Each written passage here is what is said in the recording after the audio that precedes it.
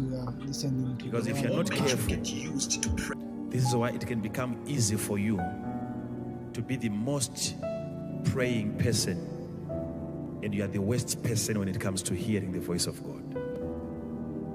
But the moment you get used to pray and you are talking to God, it takes the grace of God to remind you that you have to shut up sometimes and listen to the God that you have been praying to. Prayer can also become so entertaining. You enjoy it when you are flowing in prayer. And you can go on and on and on and on and on for hours. You see, your problem now is that just spending hours in prayer, that's your target. Hearing the voice of God is not your target. So you can be there for hours praying and you're excited. And even the devil himself, he can allow you to get into all the dimensions of tongues. And yet you don't create an opportunity for God to speak back to you. The reason why we find ourselves in a place of prayer, it is so that we speak to God so that God can also speak back to us. I've met prayerful people. I've met prayerful people. You guys listen to me. I've met people that can pray, but they can't hear the voice of God. How can you pick your phone and you start talking until the end of the conversation and then you cut it? That's not communication. Without God speaking back to you, it's not prayer. You're talking to yourself. You're talking to yourself. Just like when the pilot is about to land, there has to be a very, very strong communication between the pilot and the traffic controller. The traffic controller will always try to remind the pilot to identify himself. Tell me what is happening there. There has to be a connection from below and connection again from the top. One on top has to speak back. And you pray from here, it has to respond. He has to reply from up there and also speak back to you. Are we together? When you feel like praying and you get into a moment of prayer, I remember there are times now I can openly confess that I'm no longer praying the way I used to pray. Maybe it's because of too much responsibility that I now have. But still, the way I pray now, I think I'm trying. But then, I remember there were times when I would pray for up to 20 hours because I didn't have anything else to do. I would go for 20 hours and stop. Then if I rest for one day, then I get again into another prayer for 20 hours. I'm not saying you should be doing that. You get fired if you try to do that. You can't. But I'm saying I didn't have any other thing to do.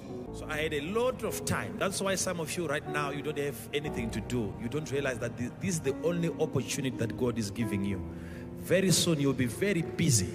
It's better for you to pray now. Any chance, any opportunity that you have, pray.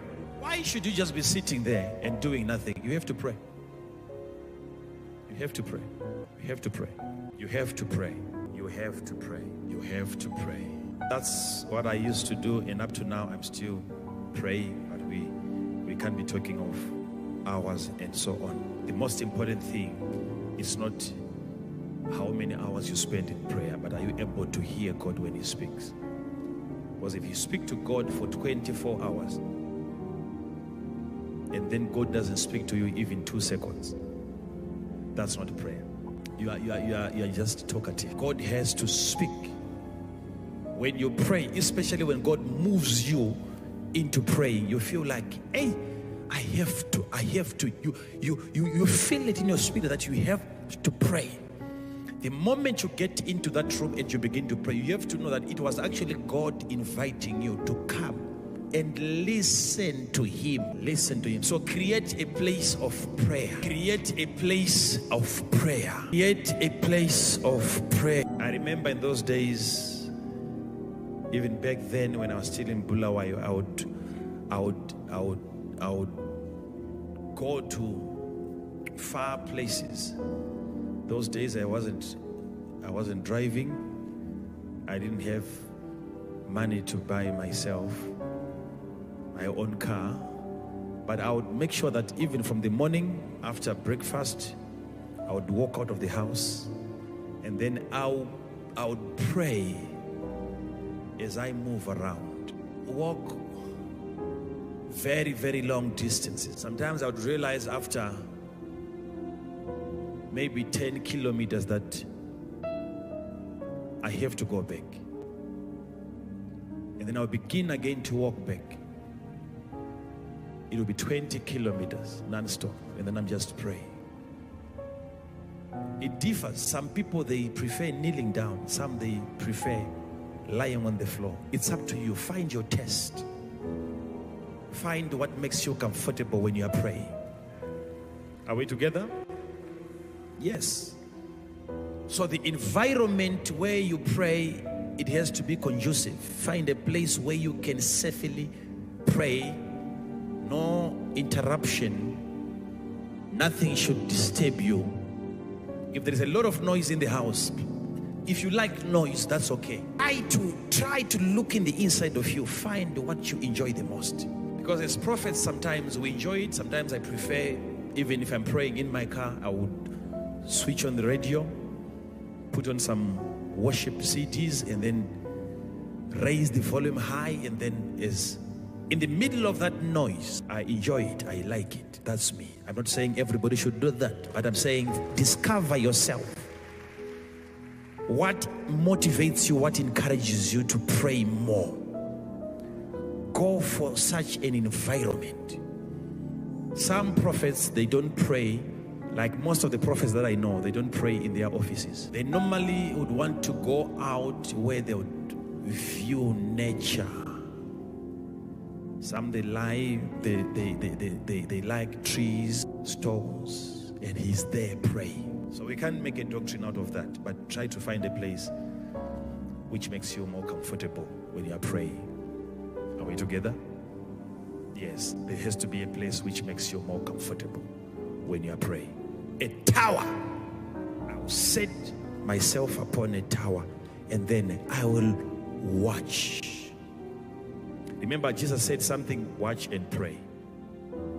Right?